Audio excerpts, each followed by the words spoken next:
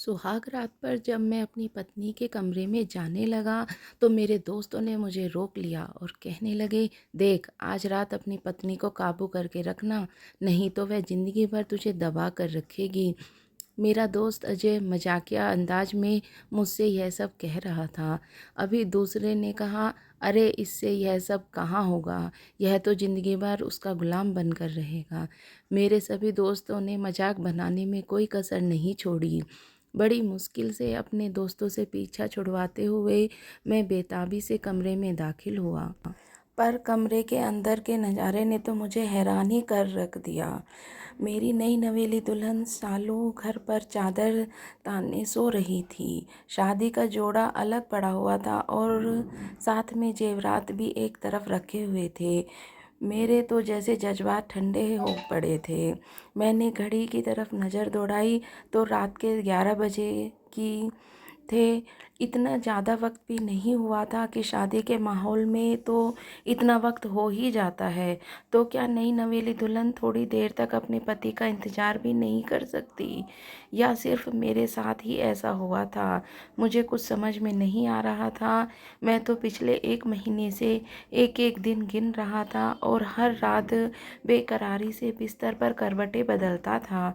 मुझे तो शादी की रात का बेसब्री से इंतज़ार था कि आज की रात शालू मेरे साथ होगी और हम दोनों एक दूसरे के साथ मोहब्बत भरी बातें करते रहेंगे और अपनी सभी तमन्नाओं को पूरा करते हुए।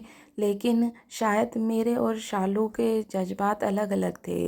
वह मेरी तरफ बड़ी बेकरार नहीं थी, इसीलिए वह मेरे आने से पहले अपने कपड़े बदल लिया था। जिस रात का मुझे बेसब्री से इंतज़ार था, वह रात तो आ गई थी, लेकिन बाकी सब ख्वाब अधूरे रह गए थे। मैं मरे मरे कदमों से शालू के करीब आया और उसके चेहरे से चादर हटाई तो वह गुस्से से बोली, क्या मुसीबत है, सोने क्यों नहीं देते? उनकी आंखें बंद थी और दोबारा नींद की आगोश में चली गई। उसका चेहरा किसी गुलाब के फूल की तरह खिला हुआ था। उसे देखते ही उसकी मासूमियत से मुझे प्यार आने लगा। मैं खुद को तसल्ली देते हुए सोचने लगा, ये अब शालू तो मेरी ही है और ज़िंदगी की हर रात मुझे उसके साथ ही गुजारनी है। क्या हुआ जो आज की रात वह सो गई? यकीनन वह थक गई होगी। लड़कियों को तो शादी में बहुत से काम होते हैं। मैंने एक निगाह उसके चेहरे पे डाली तो लंबी घनी पलकों ने उसके चेहरे की खूबसूरती में चार चांद लगाए हुए थे। मैंने फ़ौरन नज़र चुरा ली कि कहीं मेरी पत्नी को मेरी ही नज़र न लग जाए। मैं कपड़े बदलकर बिस्तर पर सोने आया तो एक दफ़ा फिर से जज्बात बेकाबू होने लगे और मैं सोती हुई शालू को अपनी बाहों में जकड़ने की कोशिश करने लगा। लेकिन मेरी इस हरकत से उसकी आंखें खुल गई और वह जैसे करंट लग गया हो ऐसे पीछे हटी, जैसे कि मैं कोई डरावनी चीज़ हूँ।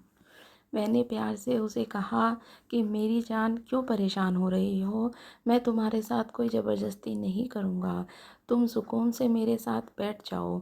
मैंने तो तुम्हें मुंह दिखाई भी नहीं दी। मैंने साइड टेबल पर रखी हुई अंगूठी शालू के हाथों में पहनाई चाहिए तो उसने मेरे हाथ चटक दिया। शालू को भैया मेरी समझ में नहीं आया और मुझसे कहने लगी, मुझे छूने की कोशिश भी मत करो। इसीलिए मैंने उसे कहा कि वह परेशान न हो और सुकून से सो जाए। मैं उसे कुछ वक्त देना चाहता था।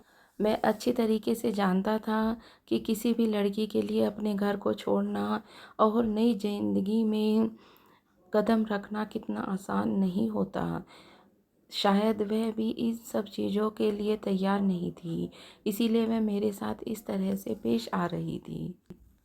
थोड़ी देर बाद वह दोबारा से सो गई और मैं भी करवट बदल कर सो गया। मैं एक पढ़ा लिखा इंसान था। मैं यह जानता कि पति पत्नी के रिश्ते को मोहब्बत और कुर्बानी से ही परवान चढ़ाया जा सकता है, मगर मुझे यह एहसास नहीं था कि यह रिश्ता मुझसे इतनी बड़ी कुर्बानी मांगेगा। अगली सुबह जब वह सोकर उठी तो वह रात वाली नाराज़ सी ऊन नहीं कहीं गायब थी हो चुकी थी। उसका मूड बहुत अच्छा था और वह बहुत अच्छी तरीके से तैयार हुई थी। इससे पहले कि मैं उसके साथ कुछ करता तो कमरे से बाहर निकल गई। बाहर मम्मी पापा के उसने बड़े प्यार से पैर छुए और उनके पास बैठ गई। उनका यह बुक देखकर मुझे बहुत खुशी हुई। मुझे यकीन हो गया था कि वह जल्दी ही हमारे घर में अपनी जगह बना लेगी। मैंने छोटे बहन भाई भी से भी वो एकदम दोस्तों की तरह बात करती। मैं उसे बैठी हुई को देख रहा था। उसके चेहरे पे दिलकशी मुझे घायल कर रही थी और मेरा दिल चाह रहा था कि मैं उसे पकड़कर दोबारा कमरे में ले जाऊं। मैं तो उसे ठीक से दुल्हन बने देख भी नहीं पाया था। धीरे धीरे दिन गुजर गए और अगले दिन हमारा रिसेप्शन पार्टी थी। रिसेप्शन पार्टी के वक्त स्टेज पर ही मैंने शालू के कान में कह दिया कि आज रात में अब मेरे आने से पहले अपने कपड़े चेंज ना करे। मैं दिल भर कर उसे देखना चाहता हूँ। शालू ने मेरी बातों पर जवाब नहीं दिया। वह अपने मौसेरे भाई से बात करने में इस कदर व्यस्त थी कि उसे मेरी मौजूदगी का एहसास भी नहीं रहा। उन दोनों को आपस में न जाने क्या बात चल रही थी कि मुझे कुछ समझ में नहीं आ रहा था। रात में जब मैं कमरे में दाखिल हुआ तो वह मेरे कहने के बावजूद भी अपने कपड़े बदलकर बिस्तर पर लेट गई। मुझे उस पर बहुत गुस्सा आया। मैं उसका पति था लेकिन उसके दिल में मेरी बात की कोई अहमियत नहीं थी और न ही उसे मेरे जज्बातों का एहसास था। मैंने आगे बढ़कर उसके ऊपर से चादर हटाई और कंधे पकड़कर उसे हिलाया तो आंखें खोलकर मेरी तरफ सवालिया नज़रों से देखने लगी। मैंने नरम लहजे में उससे कहा, शालू, मैंने तुमसे कहा था ना कि तुम मेरा इंतज़ार करना। तो वह कहने लगी, ही अरुण, मुझे बहुत तेज़ नींद आ रही है और मैं जाग भी नहीं सकती। मुझे जल्दी सोने की आदत है। मैंने कहा, पर तुम जाग गई हो तो उठकर बैठ जाओ और कुछ देर तुम मेरे साथ गुजारो। सुबह देर तक सोती रहना, कोई तुम्हें को नहीं उठाएगा। उसके हसीन चेहरे पे नज़र पड़ते ही मेरा सारा गुस्सा उतर गया था। वह आंखें मलती हुई उठकर बैठी जैसे उसने मुझ पर कोई एहसान किया हो। मेरे लिए अब यह सब बर्दाश्त करना मुश्किल हो गया था।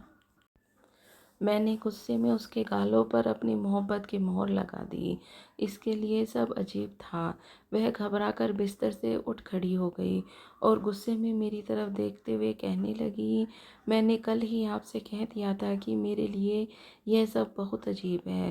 बेहतर यही होगा कि आप मुझसे दूर ही रहें। मुझे समझ नहीं आ रहा था कि मेरी नज़दीकियों से उसे क्या परेशानी थी। मैंने आगे बढ़कर ज़बरदस्ती उसका हाथ पकड़ा और उसे खींचकर अपने बराबर में बिठाया। ऐसे करने से वह फूट फूट कर रोने लगी। मैं घबरा गया था क्योंकि उसकी आवाज़ आहिस्ता आहिस्ता इतनी तेज़ हो रही थी कि कमरे में से बाहर जाने लगी। मैं उसे चुप कराने की कोशिश करने लगा लेकिन वह बार बार बस एक ही बात दोहरा रही थी, मेरे करीब ना आया करें। मुझे बहुत अजीब लगता है, किसी का भी छूना मुझे अच्छा नहीं लगता। शालू के इस तरह की बातों ने मुझे चकरा दिया था।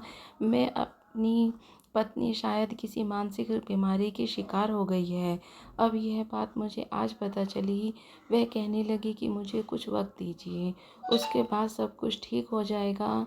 लेकिन मेरे अंदर तो जैसे आग लगी हुई थी और बर्दाश्त अब ख़त्म होने ही वाली थी।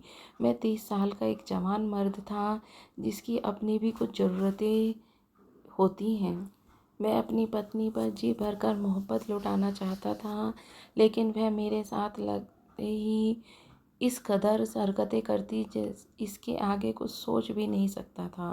घर में अगर मैं अपनी माँ बाप मौजूद नहीं होते तो शायद उसके रोने पर नहीं जाता और ज़बरदस्ती अपनी ख्वाहिशें पूरी कर लेता। लेकिन मेरे लिए फ़िलहाल यह मुमकिन नहीं था। घर में मेरी जवान बहन और भाई भी मौजूद थे।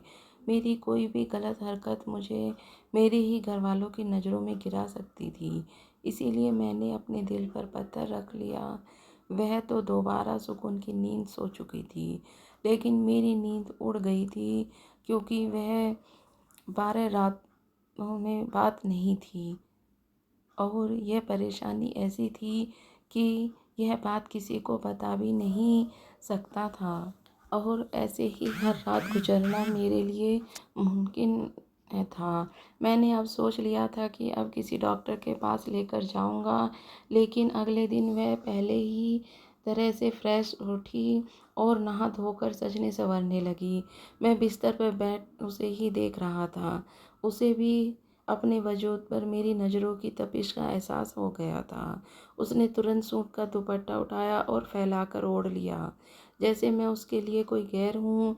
उसकी यह हरकत मेरे बर्दाश्त से बाहर थी, लेकिन खामोश ही हो गया। वह पूरी तरह से सज संवर कर कमरे से निकल गई और मैं अपना दिल महसूस कर रह गया था। मुझे तो अपनी किस्मत पर गुस्सा आ रहा था। शालू वह लड़की थी जिससे शादी करने के लिए बड़ी मुश्किल से मैंने अपने माँ बाप को मनाया था। शालू पापा के दोस्त की बेटी थी। मैं पहले उसके घर आ जाया करता था और एक ही नज़र में मुझे उससे प्यार हो गया। पर शायद मेरा प्यार एक तरफा था। जब मेरे घर में मेरी शादी की बात चलने लगी तो शालू का खूबसूरत चेहरा मेरी नज़रों के सामने आने लगा और मैंने अपनी माँ से साफ साफ कह दिया कि शादी करूँगा तो शालू से ही करूँगा।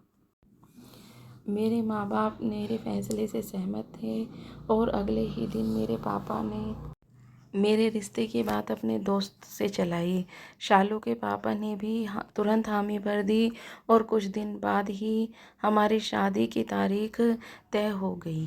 1 महीने मैंने दिन रात शालू की सोच में गुजारा था और आज वही शालू मुझे ऐसे तड़पा रही थी कि मैं यह परेशानी किसी को बता भी नहीं सकता था। मैंने कमरे में से बाहर निकला तो देखा वह घर वालों के साथ नाश्ता करने में मगन थी। मेरे पापा मुझे देखकर कहने लगे, तुम्हारी पत्नी तो सुबह सुबह ही उठकर कमरे से निकल आती है। अब मैं पापा को क्या बताता कि मैं तो पूरी रात जागा हुआ हूँ और शालू तो पूरी रात घोड़े बेचकर सोती है।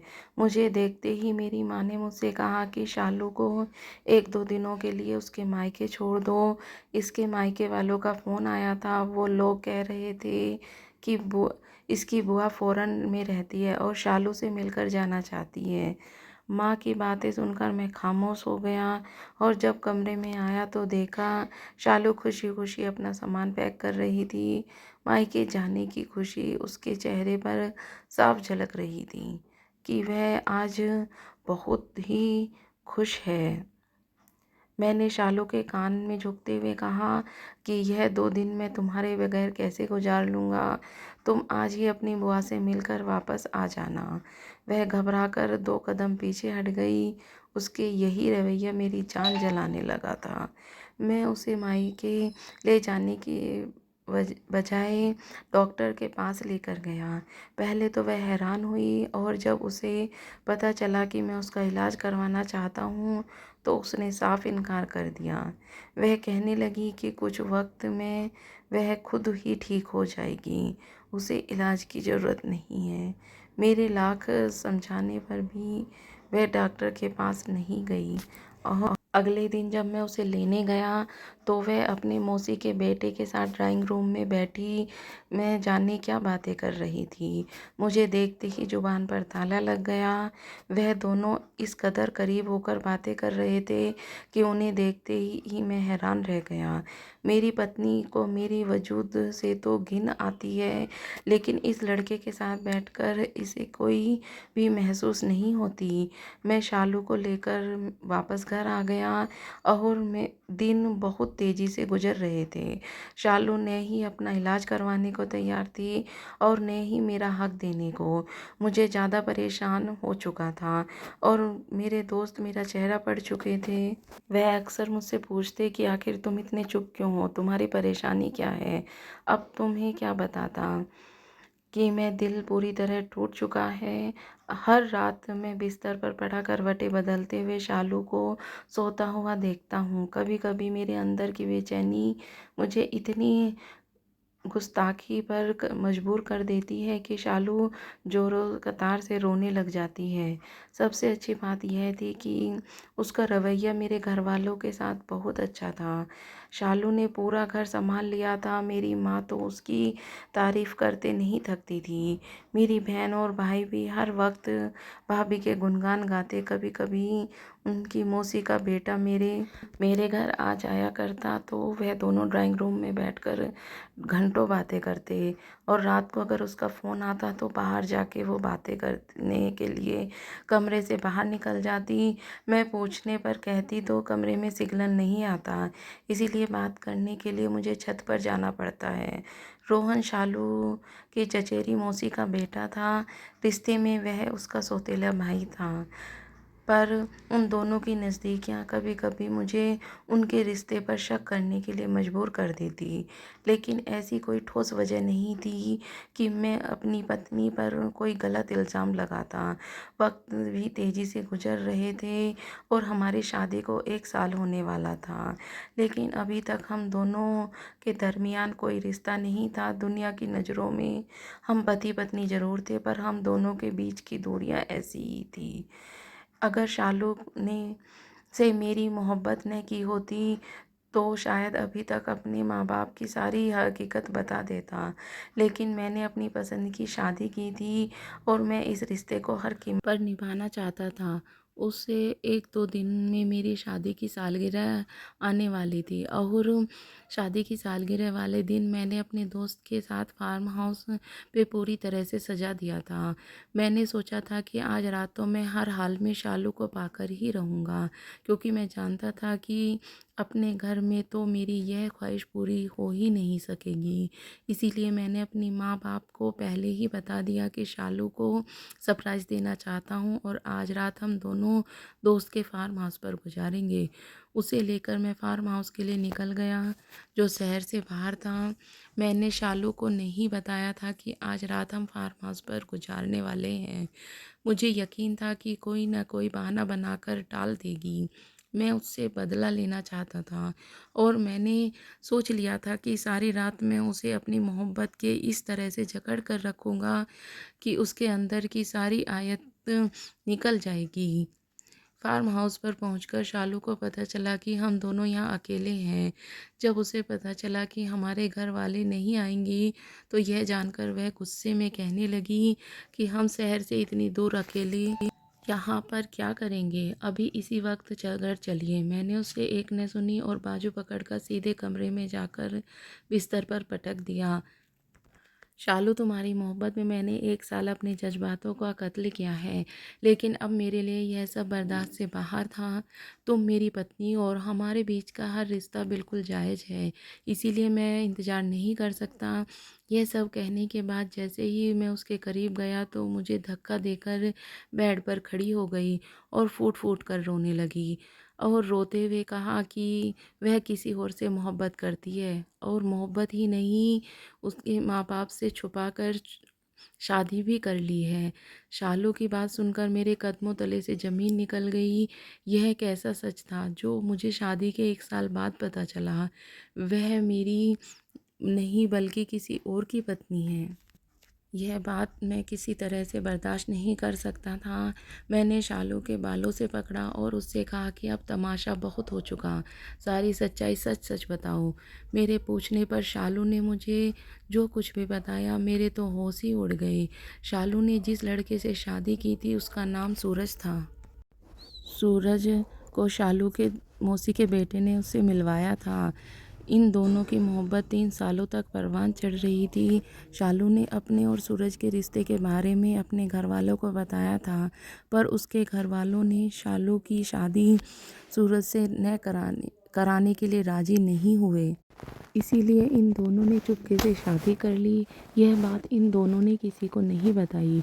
सूरज और शालू को बस यही तसल्ली देता रहा कि जब उसे कोई अच्छी नौकरी मिल जाएगी तो वह सभी घर वालों से अपनी शादी की सच बताएगा और जब घर वाले मान जाएंगे तो शालू को अपने घर लेकर जाएगा। पर 2 साल बाद भी सूरज ने किसी कोई नौकरी नहीं लगी और उधर शालू के घर वाले शालू का रिश्ता ढूंढने लग गए। और इसी बीच में मेरे पापा ने शालू के पापा से बात की तो वह तुरंत इस रिश्ते के लिए मान गए और शालू ने डर के मारे अपने घर वालों को अपनी शादी की बात नहीं बताई और न चाहते हुए भी खामोशी से मुझसे शादी कर ली। जब सूरज ने शालू की शादी की बात पता चली तो उसे कहा कि तुम अपने पति को किसी बहाने करके अपने करीब मत आने दो ना। मैं कोशिश कर रहा हूँ कि अपने घर वालों को मनाने की, अगर वह लोग मान जाएंगे तो मैं तुम्हें ले जाऊँगा। लेकिन शालू मुझे दूर रहती है और शादी से लेकर आज तक वह इसी इंतज़ार में है कि कब सूरज अपने घर वालों को मनाएगा और अपनी शादी की सच्चाई सबको पता कर उसे अपने साथ ले जाएगा।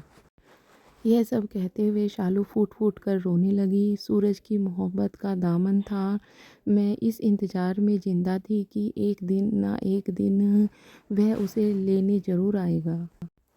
लेकिन शालू की बातें सुनने के बाद मैं बहुत अच्छी तरीके से जान गया था कि सूरज शालू का इस्तेमाल किया है। मैं शालू को बड़े प्यार से अपने पास बिठाया और पूछा, अच्छा ये बताओ कि तुम सूरज के साथ रहना चाहती हो कि मेरे साथ? इस सवाल पर शालू खामोश हो गई। कुछ देर खामोश रहने के बाद शालू ने मुझसे कहा, उसे मेरे साथ और स्वभाव बहुत पसंद है। 1 साल तक एक साथ रहते रहते उसे उसकी आदत हो चुकी है। उसे मुझसे मोहब्बत नहीं, लेकिन वह मेरी बहुत इज्जत करती है। शालू की शक्ल बता रही थी कि उसे अंदाज़ा हो गया है कि सूरज ने उसे इस्तेमाल किया और वह कभी उसे नहीं ले जाएगा। बस उसे झूठी तसल्ली देता आ रहा था। मैंने शालू को समझाया कि तुम बेफ़िक्र मेरे साथ रह सकती हो और रही सूरज की बात तो मैं कानूनी तरीके से तुम्हारा उससे तलाक करवा दूँगा। मेरी बात सुनकर शालू के चेहरे पर मुस्कुराहट आ गई और उसकी आंखों से आंसू टपकने लगे। लेकिन यह आंसू गम के नहीं, खुशी के थे।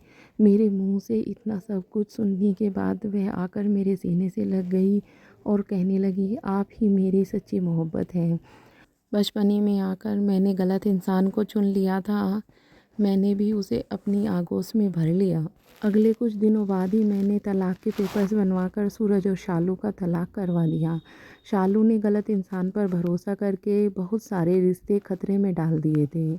अगर मुझे अब उससे सच्ची मोहब्बत न होती तो शायद मैं उसे बहुत पहले ही छोड़ दिया होता। लेकिन वह मेरी मोहब्बत थी, इसीलिए मैंने उसके सारे गुनाह को माफ़ कर दिया और उसे अपने लिया था और हम अपने जीवन में अब बहुत खुश थे।